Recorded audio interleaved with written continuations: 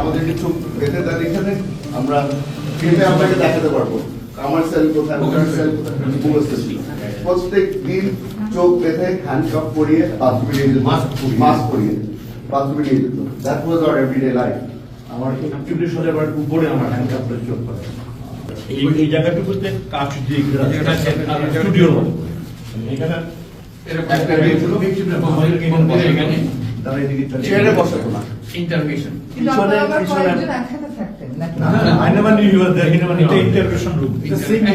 আমাদের হ্যান্ডকাপ পিছনে করে আমাদেরকে একটা ছোট একটা টুলের মধ্যে বসানো হতো ইউ আর নেভার কমফর্টেবল যে কোনো সময় আপনি পড়ে যেতে পারেন পড়ে গেলে ওরা they will pick you up they will sit you back down you are never for a second you are never comfortable Addresses board the sound report.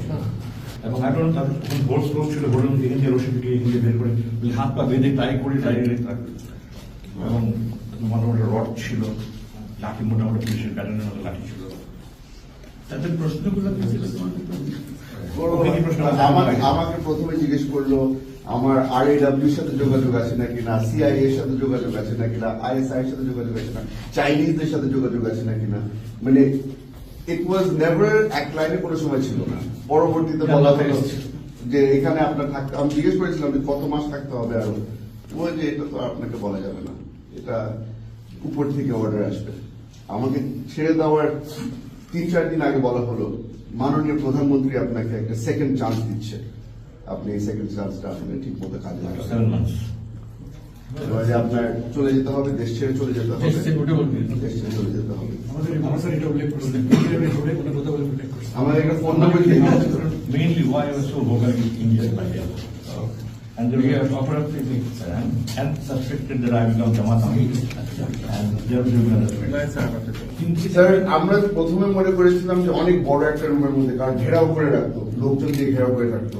একবার মারতে মারতে লাইট ফোনটা সরে গিয়েছিল, তখন দেখলাম যে রুমটা আসলে অনেক ছোট, আর সামনে অনেক ধরনের মেডিকেল ইকুইপমেন্ট রাখা আছে ব্লাড টেস্ট করার জন্য, প্রেশার চেক করার জন্য। তারপরে ঘুরে দেখলাম যেখানে রোহরি যেটা বললো রশি টসি সব কিছু রাখা আছে just in case. treatment to him and the treatment to me was a little different because some of the DGs are that kind of students. They didn't mental অনেক torture হয়েছে। এখানে Some of রশি them দিয়ে did not বাইরে plan had. অন্যরা দুই পায়ের মাঝে তো manually রড দিয়ে না, আমি manual। বসাতো, প্রেশার দিয়ে চাপ ফিজিক্যালি কিছু হয়ে যাবে।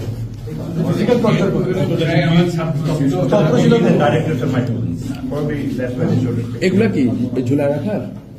এগুলো আমাদের কোনো বুঝার সুযোগ হয়নি অর্ডার দিয়ে, কারণ আমাদের চোখটা ভালো থাকতো। এখানে এখানে একটা রিং এর মতো ছিল, এখানে রশি দিয়ে হাত বেঁধে পায়ের পিছনে একটা রড দেওয়া হতো, make me sit down and then put pressure on my shoulders, এখানে যেন লাগে। ওভাবে করে মনে হতো তো মানে 8-9 ঘন্টা হয়ে গেছে। পরবর্তীতে বুঝতাম যে এক ওয়াক্ত নামাজে খালি সময় হলো, so it's only been 2-3 hours. Blindfold were taken back into my cell, they would not take the blindfold off, ওখানে ফেলে রাখতো, মনে হতো যে কোথায়